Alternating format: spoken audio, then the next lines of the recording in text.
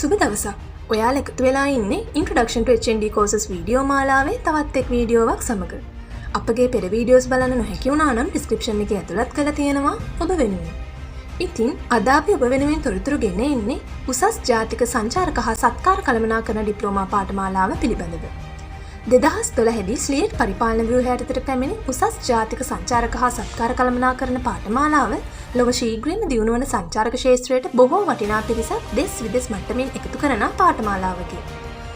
මහනුවර, අම්පාර, අනුරාධපුරය, බදුල්ල, මඩකලපුව, දෙහිවල, කුරුණෑගල, ලබදූව, නාවලපිටිය, මන්නාරම, ත්‍රිකුණාමලය යන උසස් අධ්‍යාපන ආයතනවල ක්‍රියාත්මක වන මෙම පාඨමාලා කාලය වසර 3ක් වේ. මාස 6ක ශ්‍රේෂ්ඨ පුහුණු කාලයක්ද මේක ඇතුළත් වේ.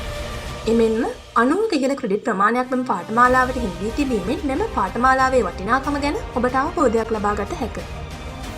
උසස් පෙළ කුමන හෝ අංශයකින් සමත් වී තිබීම හා සාමාන්‍ය පෙළ ඉංග්‍රීසි විෂයට C සාමාත්‍යයක් ලබා තිබීම මෙම පාඨමාලාවට ඇතුළත් වීමේ මූලික සුදුසුකම් වේ. ඉසේ ඩිස්කෝ වගේම ආයතන තුනේ බඳවා ගැනීම සිදු කෙරේ. ඉහළ පෙළේ රජයේ හා පෞද්ගලික අංශයේ ආයතනවල පුහුණුව හිමිවන මෙම පාඨමාලාවට උපාධි මට්ටම දක්වා යාම සඳහා බොහෝ උසස් අධ්‍යාපන ආයතනවල නිදහසින්ද ලබා දී ඇත. විශ්වවිද්‍යාලයට පසු සංචාරක හා සත්කාර කළමනාකරණ ක්ෂේත්‍රයේ විශිෂ්ටයෙකු වීමේ සිහිනය සැබෑ කර ගැනීමට හොඳම තෝතැන්න වන HNDTHM පාඨමාලාව රාජ්‍ය විශ්වවිද්‍යාලයක සේම ක්‍රියාත්මක වන රජයේ පාඨමාලාවකි. ශ්‍රී ලංකාව තුළ හා විදේශ රටවල ඉහළ පෙළේ රැකියාවන්හි නිරත වීමට අවස්ථාව සලසා දී ඇති මෙම පාඨමාලාව දහස් සංඛ්‍යාත දෙස් විදෙස් සංචාරක හා සත්කාර කළමනාකරණ ක්ෂේත්‍රයේ විශිෂ්ටයින් බිහි කළ පාඨමාලාවකි.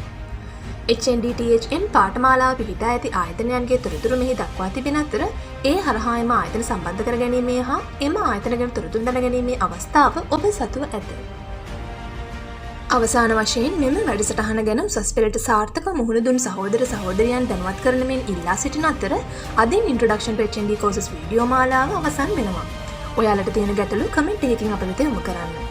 මේ දක්වා උසස් ජාතික ඩිප්ලෝමා ගැන තොරතුරු රැගෙන ආවේ HND Unity වෙනුවෙන් රත්නපුර උසස් තාක්ෂණ ආයතනයේ දුල්ෂා අත්තුකෝරළ සමග දෙහිවල උසස් තාක්ෂණ ආයතනයේ රශ්මි රණවීර. මේ වැඩසටහන සමගින් අප සමග රැඳී සිටි ඔබ සැමට ස්තුතියි.